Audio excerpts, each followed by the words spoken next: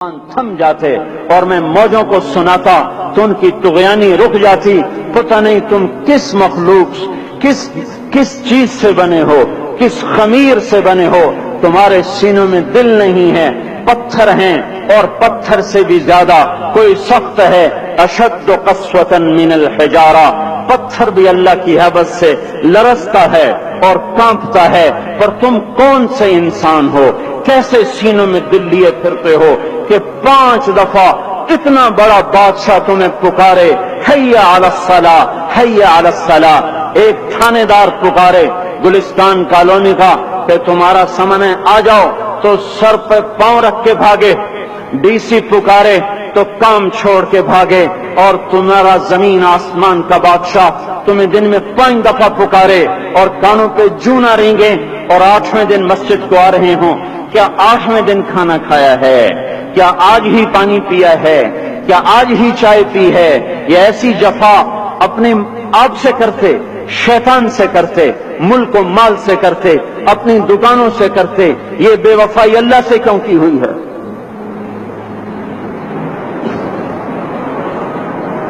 جس زمین پہ سجدہ نہ ادا ہو, اس سے بڑا بھی کوئی جرم ہے؟ زنا کرنے کو گناہ سمجھتے ہیں, نماز کا چھوڑ دینا زنا سے بڑا جرم ہے. رشوت کھانے کو گناہ سمجھتے ہیں, نماز کا چھوڑ دینا رشوت کھانے سے بڑا جرم ہے. قتل کرنا بڑا گناہ سمجھتے ہیں, نماز کا چھوڑ دینا قتل سے بڑا جرم ہے. سجدے ہی کا تو انکار کیا تھا شیطان نے. شیطان نے کوئی زنا کیا تھا, کوئی قتل کیا تھا, کوئی شراب پی تھی, کوئی جوا کھیلا تھا, کیا کیا تھا, کوئی شرک کیا تھا. شیطان سجدے کا انکاری ہوا. ایک سجدے کا انکار کر کے وہ ہمیشہ کے لیے مردود ہو گیا. اس مسلمان کو ہوش نہیں ہے جو روزانہ دن میں 5 دفعہ 20 سجدوں کا انکار کیے بیٹھا ہوا ہے, اور پھر آرام سے روٹی کھاتا ہے, آرام سے چائے پیتا ہے, اور آرام سے کہے لگاتا ہے, اور آرام سے اخبار پڑھتا ہے, آرام سے بیوی کے پہلو میں لیٹتا ہے.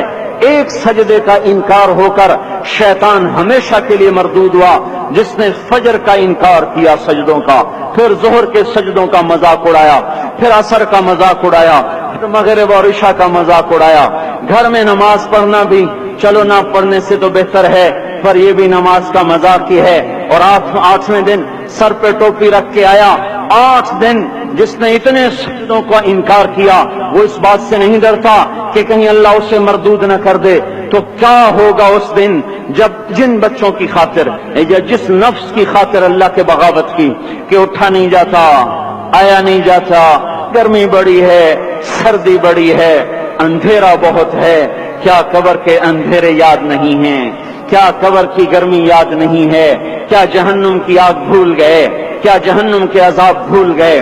کیا جنت کی نعمتیں بھول گئے؟ وہ اللہ کا کلام بھول گئے, وہ اللہ کا دیدار بھول گئے, وہ اللہ سے ملاقات بھول گئے, وہ محبوب خدا کی محفل بھول گئے. یہ کیسا اسلام ہے؟ یہ کیسے پتھر دل ہیں جو کمانے میں تو ایسے مست ہوئے کہ ہوش نہیں, اور جب اللہ بلائے تو ایسے غافل ہو جائیں, نہ بوڑھے پر جوں گے, نہ جوان کو ہوش آئے, نہ کسی عورت کو ہوش آئے, نہ کسی مرد کو ہوش آئے, نہ بازار بند ہوں. ارے میرے بھائیو, حکومت سے پیسہ بچانے کے لیے ہڑتالیں کی, 20 دن بازار نہ کھولے. نماز کے لیے اگر دکانیں بند کرتے تو آج اللہ تعالیٰ آپ کو ہر ظالم سے باہر نکال دیتا. کوئی ظالم نہ آپ کے مال پہ ہاتھ ڈالتا, نہ آپ کی عزت و آبرو پہ ہاتھ ڈالتا. دن دہاڑے ڈاکے پڑے, کیوں پڑے؟ کہ ہم باغی ہو گئے, ہم نے اللہ سے بغاوت کر دی. کیا جمعے کے دن صرف اللہ بلاتا ہے؟ یہ جمعے میں اتنے کیوں آتے ہیں اور باقی دنوں میں کیوں نہیں آتے؟ یہ کیسی وفا ہے؟ اور ایسا وفاؤں والا اللہ کہ زمین بولے اے اللہ اجازت دے میں گلستان کالونی کو نگل جاؤں, سمندر بولیں مولا اجازت دے ہم چڑھ جائیں, فرشتے بولیں اے اللہ اجازت دے ہم انہیں ہلاک کر دیں. اور جس کے سجدے کا انکار ہوا پڑا, جس کا 8 بازاروں میں جس کی شریعت کا مذاق اڑایا جا رہا, وہ جس کوئی غیرت خود جوش میں آ رہی کہ یہ میرے بنے ہوئے گندے پانی کے بنے ہوئے نطفے سے بنے ہوئے میری غذا کھا کر میرا رزق کھا کر میری ہواؤں سے زندہ میرے پانیوں سے زندہ میری روٹی سے زندہ میرے دیے ہوئے گوشت سے زندہ میرے دیے ہوئے نظام سے زندہ یہ میرے ہی منکر بن گئے 1500 روپے کا ملازم آپ کو چائے کی پیالی نہ دے تو آپ کہتے چل چھٹی کر ہم کوئی اور رکھیں گے اور جس نے اتنا بڑا وجود بخشا آنکھوں میں چراغ جلائے کانوں میں فون لگائے دماغ میں برق کی روئیں دوڑائیں دل کو دھڑکایا سارے بدن کے تک خون پہنچانے کا نظام چلایا پھیپھڑوں کی فیکٹریاں چلائیں رگوں میں خون پہنچایا ہڈیوں کو غذا پہنچائی اور آنکھوں کو غذا پہنچائی بالوں کو غذا پہنچائی زبان کو بولنے کی طاقت دی دانتوں کو کاٹنے کی طاقت دی دو وہاں نالیاں لگائیں سانس کی الگ کر دی اور معدے کی الگ کر دی اور وہاں پردہ لگایا جو غذا منہ میں جائے تو معدہ کھل جائے اور پھیپھڑے کی طرف جانے والی نالی رک جائے جو اللہ اتنی حفاظت کرے کہ آپ کا لقمہ آپ کے معدے میں جائے وہ دو ہی تو یوں ساتھ ہیں بالکل یوں ایک ساتھ اور وہ اللہ اتنی طاقت والا کہ سانس کی نالی بند کرے اور معدے کی نالی کا منہ کھولے اور غذا کو منہ میں سے گزار کر وہ معدے میں پہنچائے پھر ایک زبردست طاقتور نظام چلائے اس کو توڑ کے آنتوں میں پہنچائے پھر کروڑوں قسم کی فیکٹریوں کو حرکت دے اور اس میں سے خون کو کھینچے غذاؤں کو کھینچے پھیپھڑے کو غذا خون کو غذا خون خود غذا لے کے چل رہا آنتوں کو غذا دماغ کو غذا ہڈیوں کو غذا ناخن کو غذا ایک ناخن کھینچ لے تو ہم کیا کریں کیا میرے مولا کا نظام ہے یہ ہمارا قبرستان ہے مردہ سیل باہر نکل رہے اور ناخن کی شکل میں باہر آ رہے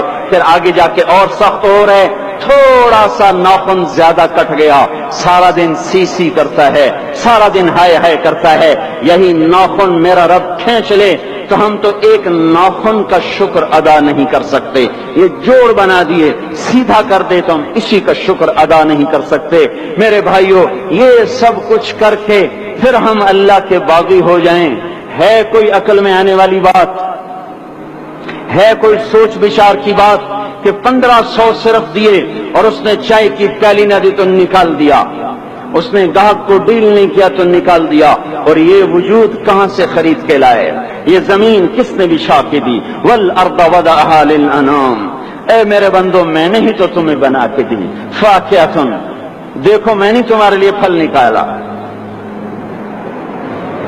والحب ذو العصف والریحان میں نے ہی تمہارے لیے غلہ بھی بنایا اور بھوسا بھی بنایا فبأي آلاء ربكما تكذبان میری کیوں نعمتوں کو جھٹلاتے ہو کیوں میرے باغی بنتے ہو کس کس کا انکار کرتے ہو دیکھتے نہیں ہو رب المشرق والمغرب رب المشرقین والمغربین میں تمہارے مشرق کا بھی رب ہوں مغرب کا بھی رب ہوں شمال کا بھی رب ہوں جنوب کا بھی رب ہوں فبأي آلاء ربكما تكذبان پھر بھی تم میرے باغی ہو گئے پھر بھی مجھے میری نعمتوں کو جھٹلاتے ہو خلق الانسان من صلصال کالفخار وخلق الجان من مارج من نار تمہیں مٹی سے بنایا جن کو آگ سے بنایا میری فبأي آلاء ربكما تكذبان کیوں مجھے جھٹلاتے ہو کیوں میری نعمتوں کا تم انکار کرتے ہو تمہیں پتہ نہیں ہے کہ میں نے دو پانی چلائے ایک کڑوا ایک میٹھا بینہما